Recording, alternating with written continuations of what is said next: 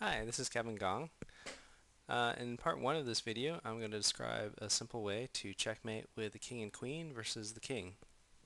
So to start with, I'm just going to describe three basic mate in one positions. This is the first position where the black king is on the 8th rank and the white king is directly across from it. In this position, white can play queen to f8 or queen to h8, and both of those are checkmate. So for example, if it moves to h8, the white queen attacks all the squares on the 8th rank, so the black king can't stay on the 8th rank, and it can't move to the 7th rank because the white king directly across from it attacks the b7, c7, and d7 squares. So that's checkmate. So note that this only works if the white king is directly across from the black king. So for example, in this position, the white king is off to the side, and if white were to move to h8 in this position, the black king can just sneak out to b7. So let's move to the second checkmate position. So in this position, the white king is not directly across from the black king, but it's still mate in one. The white queen can move directly in front of the black king, queen d7, and that's checkmate.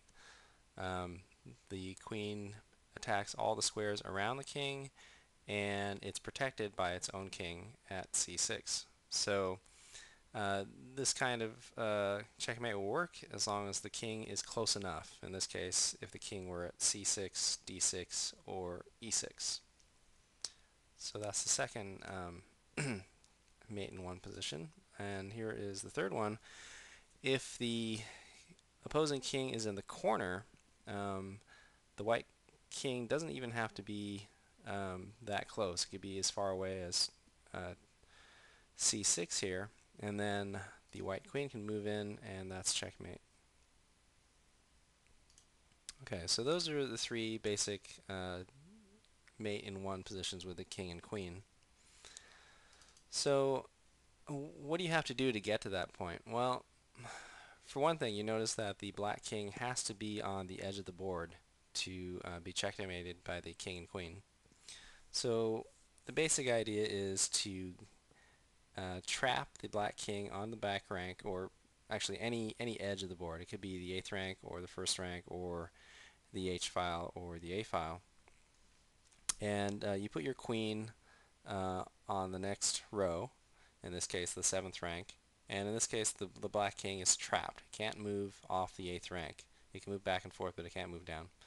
So in this position, you simply move your king up the board into position so that you can get one of the mating positions that I showed you just now. So if the black king moves to the side, you'll just mirror its movements as you move up the board, like that. And now if it moves to c8, you'll move queen to c7 for checkmate, and if it moves to e8, you can move queen e7 for checkmate. Okay, so once you have the king trapped on the edge of the board, it's pretty simple. So the question is, how do you force the black king to the edge of the board? So I'm going to describe one simple method here. And it's not the most efficient method, but it's probably good to learn just if you're starting out, and it's pretty easy to learn this technique. Um, you don't even need to use the king and queen to force the opposing king to the edge of the board. You can do it strictly by using your queen. Um, and you can think of it as you can think of the queen as defining a box within which the opposing king cannot exit. So in this case, the queen here at f4 defines a box from a4 to f4 to f8, and the white king can never leave that box. And the idea is you'll basically make that box smaller and smaller, forcing the king to the edge of the board. So here we'll just slide our queen over to e4, and now the black king has to move further in. So suppose the black king, now we could try to force the black king either to this edge of the board or this edge of the board up here. In this particular example, we're going to try to force it up to the top. And suppose that the black king knows we're trying to do that, and he just slides over. Well, we're just going to keep following him. We'll just keep chasing him, and eventually he's going to run out of real estate. And now he has to go up. Okay, note that we could have tried to put our queen onto the b file and trap him there and then bring our king over, but suppose we're just going to put him up to the 8th rank. So if he moves up, then we're going to move up. Okay, so now he's restricted to this box here, and in particular he's restricted to the 6th, 7th, and 8th rank now. And again, if he moves up, we'll just keep moving up. And if he slides over, we'll slide over. Okay.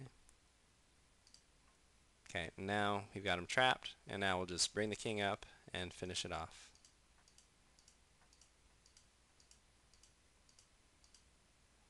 And then checkmate.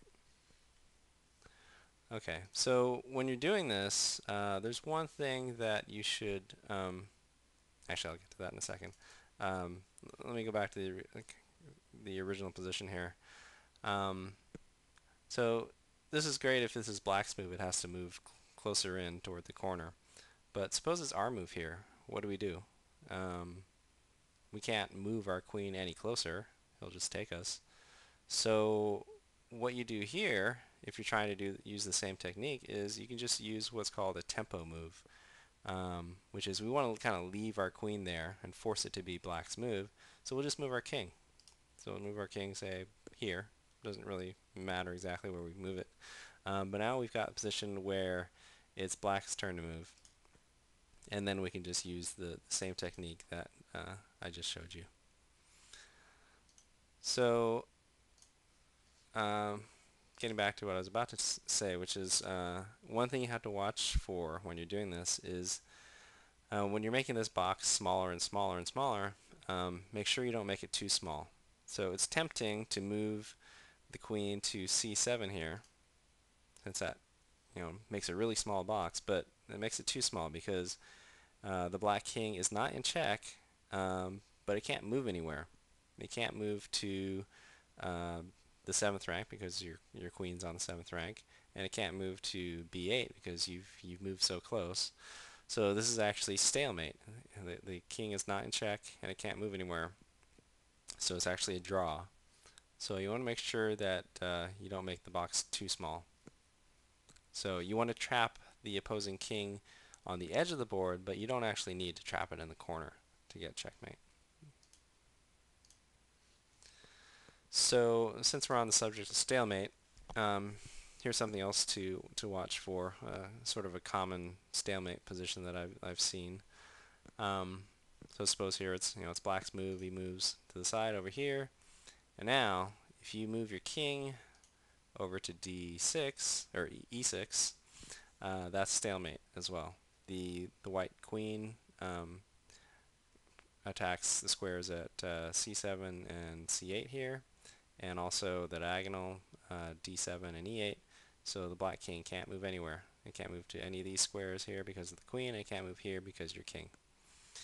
So that's another stalemate position to watch for. So that's all I wanted to talk about in this part 1 of the video. In part 2, I'll describe some more advanced techniques for getting checkmate with the king and queen.